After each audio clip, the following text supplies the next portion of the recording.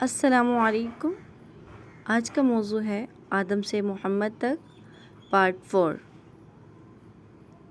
حضرت نوح علیہ السلام ان کے مذاق کے جواب میں کہتے کہ آج مذاق کر لو، کل جب تمہارے اوپر عذاب آئے گا تو اس وقت ہم تمہارا مذاق اڑائیں گے۔ آخر اللہ تعالیٰ کا عذاب اس کے وعدے کے مطابق آیا، زمین سے پانی نکلنا شروع ہوا اور آسمان سے بارش آنی شروع ہوئی تو اللہ تعالیٰ نے حضرت نوح علیہ السلام کو حکم دیا کہ سب جانوروں کا ایک ایک جوڑا کشتی میں سوار کر لو، اور جو لوگ تمہارے اوپر ایمان لائے ہیں یعنی مسلمان ہو گئے ہیں ان کو سوار کر لو۔ حضرت نوح علیہ السلام نے اس کشتی میں سوار ہونے والوں سے کہا کہ اللہ تعالیٰ کا نام لے کر اس کشتی میں سوار ہو جاؤ کہ اس کے چلنا اور ٹھہرنا اس کے ہاتھ میں ہے، اللہ تعالیٰ بڑا بخشنے والا اور مہربان ہے۔ کشتی ان سب کو لے کر لہروں میں چلی گئی تو اس وقت حضرت نوح علیہ السلام نے اپنے بیٹے سے کہا، اے بیٹا ہمارے ساتھ سوار ہو جاؤ اور کافروں کے ساتھ مت ہو۔ اس نے کہا، میں کسی پہاڑ پر چڑھ جاؤں گا اور وہ پانی سے بچا لے گا۔ حضرت نوح علیہ السلام نے کہا، آج خدا کے عذاب سے سوائے خدا کے کوئی بچانے والا نہیں۔ اتنے میں دونوں کے درمیان ایک پانی کی لہر اٹھی اور وہ ڈوب گیا۔ پھر خدا تعالیٰ نے زمین کو حکم دیا کہ اپنا پانی نکل جاؤ، اور آسمان کو بھی حکم دیا کہ پانی برسانا بند کر دے، یہاں تک کہ پانی خشک ہو گیا اور تمام کافر دنیا میں ختم کر دیے گئے۔ حضرت نوح علیہ السلام کی کشتی کوہ جود پر ٹھہری۔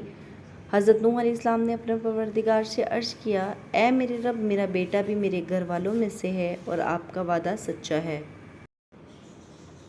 یعنی حضرت نوح علیہ السلام کا مطلب تھا کہ اے اللہ تعالیٰ، آپ نے وعدہ فرمایا تھا کہ تیرے گھر والوں کو اس طوفان سے بچا لوں گا، پھر میرا بیٹا کیوں ڈوبا؟ تو خدا تعالیٰ نے فرمایا، اے نوح، تیرا بیٹا تیرے گھر والوں میں سے نہیں تھا کیونکہ اس کے عمل اچھے نہیں تھے۔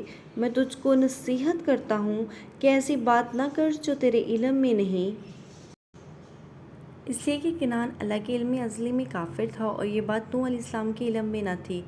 حضرت نوح علیہ السلام نے اللہ پاک سے توبہ کی اور اپنے کہنے کی معافی چاہی۔ اللہ پاک نے ان کو معاف کر دیا اور حکم دیا، اے نوح، ہماری طرف سے سلامتی اور برکتوں کے ساتھ اتر۔ اس کے بعد حضرت نوح علیہ السلام کی امت سے دنیا بسی اور آہستہ آہستہ ان کے بال بچے آباد ہوتے گئے۔ یہ سب لوگ خدا تعالیٰ کی اطاعت کرتے رہے۔ زمانہ گزر گیا اور آہستہ آہستہ شیطان نے پھر بہکانا شروع کیا تو یہ لوگ خدا تعالیٰ کو بھولنے لگے۔ حضرت نوح علیہ السلام جو اللہ تعالیٰ کے اتنے بڑے پیغمبر تھے، اپنے بیٹے کو اس کے برے کاموں کی وجہ سے اللہ تعالیٰ کے عذاب سے نہ بچا سکے۔ اس طرح اگر ہمارے ماں باپ اللہ کے کتنے ہی ولی کیوں نہ ہوں، اگر ہمارے عمل اچھے نہ ہوں تو وہ ہم کو اللہ تعالیٰ کے عذاب سے نہ بچا سکیں گے۔ ہم کو اپنے بزرگوں کے نیک عمل کا سہارا نہیں لینا چاہیے، بعینی کہ اللہ اور اس نے رسول صلی اللہ علیہ وسلم کے بتائے ہوئے کاموں پر عمل کر کے نیک بنا جائے۔ اس وجہ سے اللہ تعالیٰ نے قرآن مجید میں کہا کہ اگر تم ایک ذرہ برابر بھی نیکی کرو گے تو اس کا بدلہ ہم تم کو دیں گے، اور ایک ذرہ برابر بھی برا عمل کرو گے تو وہ بھی تمہارے سامنے آ جائے گا۔ حضرت ہود علیہ السلام۔ حضرت ہود علیہ السلام کا ذکر قرآن شریف میں بار بار آتا ہے۔ سورہ اعراف، سورہ ہود، سورہ حشر وغیرہ میں اس کی تفصیل موجود ہے۔ حضرت نوح علیہ السلام کی اولاد مدتوں تک دنیا میں بھی اور آہستہ آہستہ پھر خدا تعالیٰ کو بھول گئی۔ شیطان نے پھر ان کو بہکا کر بتوں کی پوجا پر لگا دیا۔ خدا تعالیٰ جو اپنے بندوں پر بڑا رحم کرنے والا ہے، اس نے پھر حضرت ہود علیہ السلام کو اپنا پیغمبر بنا کر ان لوگوں کے پاس بھیجا، اور انہوں نے اپنی قوم سے جو عاد کہلاتی تھی کہا کہ تم خدا ہی کی عبادت کرو، اس کے سوا تمہارا کوئی معبود نہیں۔ میں تم سے اس وعظ و نصیحت کے بدلے کوئی مزدوری یا اجرت نہیں مانگتا، مجھے اس کا بدلہ تو وہ دے گا جس نے مجھے پیدا کیا ہے۔ اور اے میری قوم، تم اپنے رب سے بخشش مانگو اور اس سے توبہ کرو، وہ تمہارے لیے می برسائے گا جس سے تمہارے کھیت اور باغات اچھے ہوں گے اور تمہاری طاقت بہت بڑھا دے گا۔